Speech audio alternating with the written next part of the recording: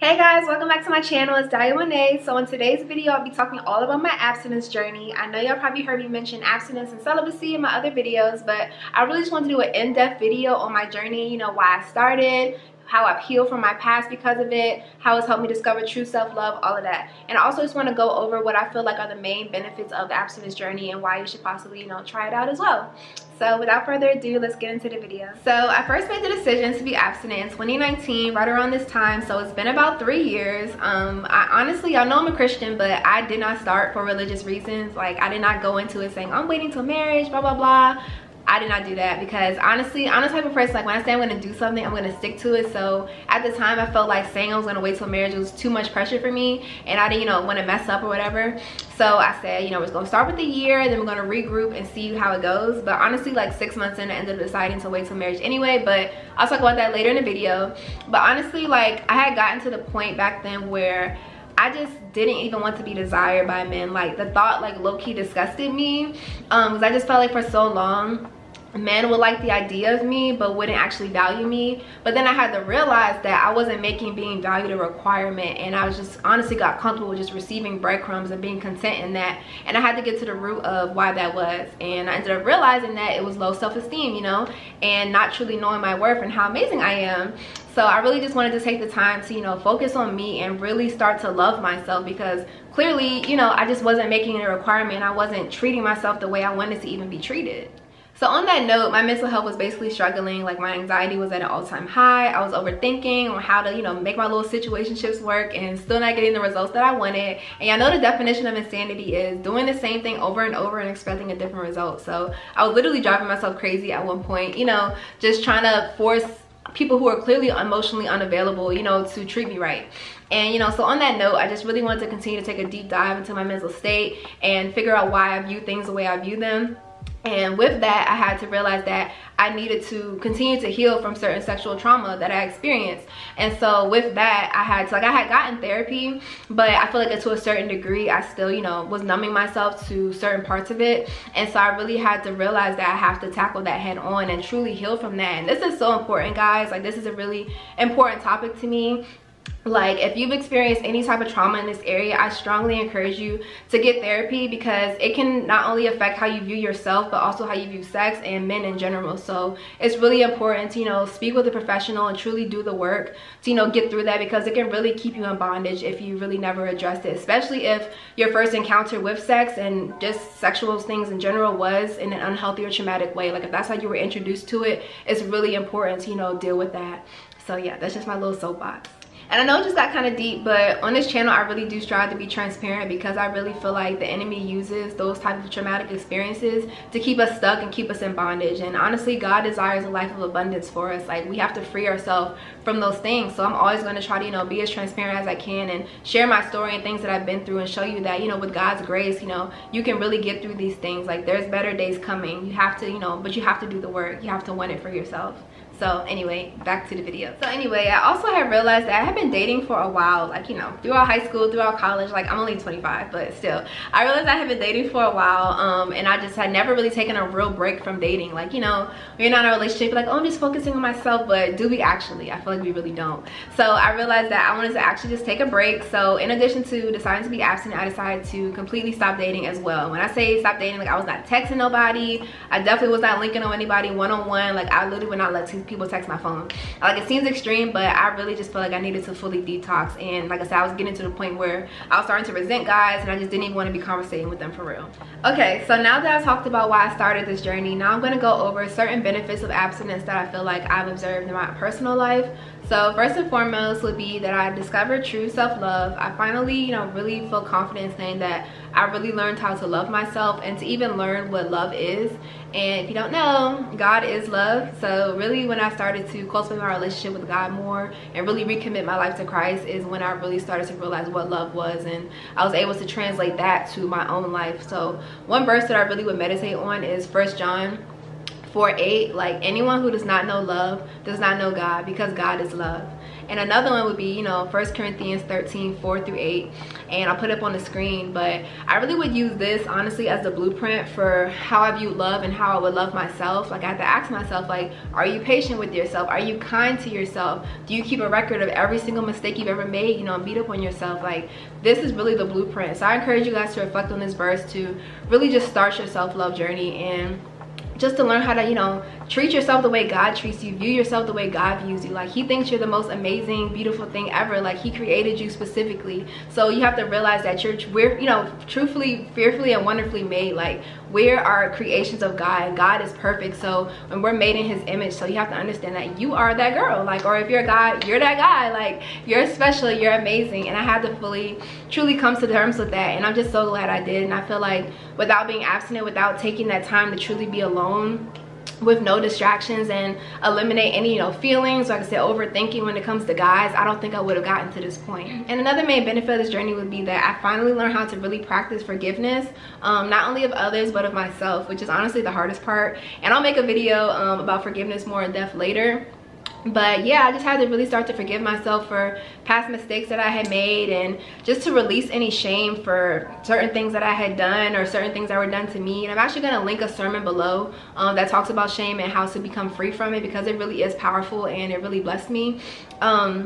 But yeah, like, I feel like just not having distractions anymore, not really being attached to guys, you know, at all, like not conversating with them, really helped me to really just focus on me and focus on my past, and really just detox and get to the root of, you know, why I made certain decisions. And because of that, able to, you know, forgive myself as well. Because what I realized is that I had to forgive myself for the state of mind that I was in at the time. Like, I was operating from a place of low self-esteem. So it's like, I'm going to make certain decisions, but I have to understand that sometimes we have to realize that you made the best decision that you possibly could, you know, with the information that you had at the time, you know, and being able to rest in that. Sometimes we did have the information and still made certain decisions, but you have to free yourself from it. Like, we can't live in the, oh, I shoulda, coulda, woulda, you know, forever, because you'll never get free from it, and it's always gonna weigh you down. So you really just gotta sometimes hold the L, like, yeah, I really hate that happened, or I hate that I did that, or talk to that person, entertain that person, but at the end of the day, you have to move on, because they're the only person that's really going to continue to suffer, because the other people are going to continue to do them. But if you're still viewing yourself how you know, were like 10 years ago, 5 years ago, you're the only person holding you back at this point. So I just really encourage you guys to, like, really actively work on forgiveness. Like I said, it's a journey, you know, I'm still working through it, but it's really one of the most important things to really free yourself from bondage, and just free yourself from, you know, viewing yourself certain ways. So as I was continuing, you know, to do all this inner work, and like I said, truly release any resentment or regret from my past, the more I started to really fall in love with myself. And the natural byproduct of that is confidence. So I really started to realize how amazing, you know, I actually am. Because I don't know, people, I feel like they don't understand that, like, just because you're pretty doesn't mean you have, you know, high self-esteem or you're super confident. I feel like people would just assume that I was, you know, stuck up or whatever because I have like a resting bee face. You know, I don't really smile that much. Not like on some weird stuff. I just be chilling. Like, I really be chilling. People are like, are you angry? Like, no, I'm fine. But anyway, so yeah, like, people compliment me all the time, left and right, like, oh, you're so pretty, this and that. And it's like, I could see that I was pretty, but like, I feel like I didn't truly believe it, and like, I didn't truly embody it, you know. And it's like, pretty is one thing, and superficial is whatever, but what matters is what's on the inside, how you really view yourself. You know, do you really love you? Like, superficial things, that doesn't last forever. So what's the most important is how you actually view yourself, and, you know, actually understand that you're worthy of great things, that you're an amazing person, that you were fearfully and wonderfully made. And during this time, I just really started to rediscover myself and really just learn who I am. Like, who is Idalia? Like, what do you like? What don't you like? You know, what are your passions? What are your dreams? What do you want out of life? Like, I just really started to ask myself these questions, because, you know, I feel like I never really just took the time to really think about that stuff, because I was just always distracted or worried about who wasn't texting me back, you know, just dumb stuff. And even like I said, mental health earlier, this journey has really just helped me to really work and combat my, you know, depression and anxiety. Like, it's honestly, like, that's a testimony in itself. Like, at one point, I never thought I would be like where I am today in terms of being, like, you know, happy and stuff like that. Like, obviously life be life, and I still have my moments, but God is truly amazing. Like, he really has just honestly transformed my life in that sense, and he just gave me a sense of peace. And I feel like the only reason I was able to really get to that point is because of being abstinent, just being in true connection with God, a relationship with God. And just like I said, just having distractions, like getting rid of the distraction, like, that's really the biggest part. And with that, you know, my relationship really grew with God, you know, tremendously. Like, I really started to chase after him, And like I mentioned earlier in the video, I even decided to wait until marriage 6 months in, because after I started my journey, God just started doing like crazy miraculous stuff in my life, like blessing me OC, and I was just like, wait, like stuff I didn't think was possible, like scholarships for school, like that I did not think were possible. Like, y'all have to hear me, like God really started showing out. I just started experiencing extreme favor. And that just made me want to, you know, chase after him even more and just be more obedient, you know, and honor him with my body, because he's honestly already made the ultimate sacrifice, you know, sending his son to die for us on the cross. Like, that's the least I can do, you know, is keep his commandments. He said, if you love me, you'll keep my commandments. So yeah, I just really started to, you know, grow my relationship with God, and I'm just so thankful for it. Like, I just never thought I would have the type of relationship that I have with him, you know, now, like looking back at it, because like I said, I was just so caught up in my own stuff and dumb stuff like that. When you really think about it, like I said, who's not texting back, who's doing this, who's doing that, like what's actually really important to you in life. Like, I really encourage you to figure that out, especially if you're in your 20s or mid-20s at that. Like, you know, guys are always going to be there, you know, like I hate to say it, but it's like they're always going to be there. Yes, when you find that person, like it's going to be very special, you know, who you end up marrying, but it's not, if you're not all together within, you know, within yourself, that should not be a priority, like point blank period. And so as I did grow with God, I would say that the final benefit would be that he did renew my desire for marriage, because like I told y'all, I was over, guys. Like, I did not want no parts. The only thing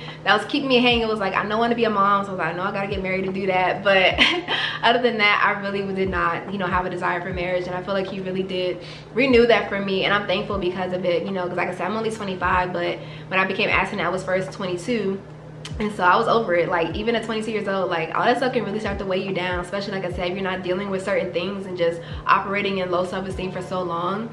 So I'm just really thankful that I finally got to that point. But I honestly, like I told you, I really was not dating at all the past 3 years, but I'm just now opening up myself to, you know, actually dating again, you know, and doing that. So that's a whole nother thing, dating while abstinent. So I'm gonna keep it updated. We're gonna do it. Y'all gonna do it with me. But yeah, so but I had to go through a real self-discovery and healing period, you know, to get to this point. And I'm just so thankful that I did, because like this time is invaluable, and because of it, I'm so much better. Like, I know who I am, you know, and I know what I will and will not tolerate, and I know how amazing I am and what I bring to the table. So I just encourage you guys, you know, to truly just give abstinence a try, because it really can change your life. Like I said, even if you're not a Christian, you know, if it's not forever, or you know, till marriage or whatever, I encourage you just to give it a try. And you know, this is not an easy journey by any means. You know, there's a lot that goes into being abstinent or being celibate. Like, you have to control your thoughts. Like I said, dating while being abstinent is a whole nother ball game. You know, there's so much. So like I said, I'm not gonna act like it's easy. It's really not, but it is very worthwhile. I really do believe that. So if you are Christian and you do have the desire to wait till marriage, or at least, you know, attempt to, I just really encourage you to. But if you are, I really say that make sure you're doing it for the right reasons. Like, don't do it in hopes of God just blessing you, like popping out the sky with this perfect husband. Like, that's not how God works. Like, he's not transactional. Like, marriage is by God's grace. So make sure you're doing it not in hopes of, you know, getting married, but because you truly want to honor God with your body. Like I had the verse before, if you love me, you'll keep my commandments. Like, it's as simple as that. Like, you should be doing it out of true relationship for God, you know, because that's really what's going to help you to, you know, push through when it gets hard. Because like I said, it's not always going to be easy, and it can be a very lonely journey. Like, there's not a lot of people who choose to take this path. So you have to be able to, you know, reflect on your own strength and lean on God's strength to really get through and, you know, remain abstinent. So yeah, guys, you know, but in addition to all the benefits I already listed, there's so many more benefits. Like, obviously the main ones, you don't have to worry about STDs anymore. You don't have to worry about unwanted pregnancies or even like heartbreak. Like, obviously you can still get your heart broken when you're not intimate, but it's gonna be 10 times worse if you do. So yeah, guys, it's just really a lot of benefits. So I really just hope that this video has inspired you, you know, to just give it a try and really just have a new perspective when it comes to abstinence, because I really do think that it's one of the best decisions. It is one of the best decisions that I've ever made, and it's honestly changed my life in so many ways that I didn't even know was possible. So I really hope you guys have enjoyed this video. I will make another video just talking about like the reality of abstaining, like the day-to-day, and just different tips, you know, to be successful at it. Please feel free to, you know, DM me or leave a comment below. DM me on Instagram or leave a comment below about any specific questions you may have. You can even, you know, make it anonymous if you DM me on Instagram that you'd like me to address in certain videos. So yeah, guys, I love you so much, and I just really hope that, like I said, you really enjoyed it. I really tried to be transparent, because like I said, I feel like that's the only way people are really going to be able to, you know, become free, is like by me sharing my story and, you know, just talking about things that have worked for me. So I love you guys so much. Make sure you give this video a thumbs up, share it with somebody, post it to your social media, hit the notification bell so you know when I post. And yeah, subscribe to the gang. I love you all. Peace and blessings. Bye.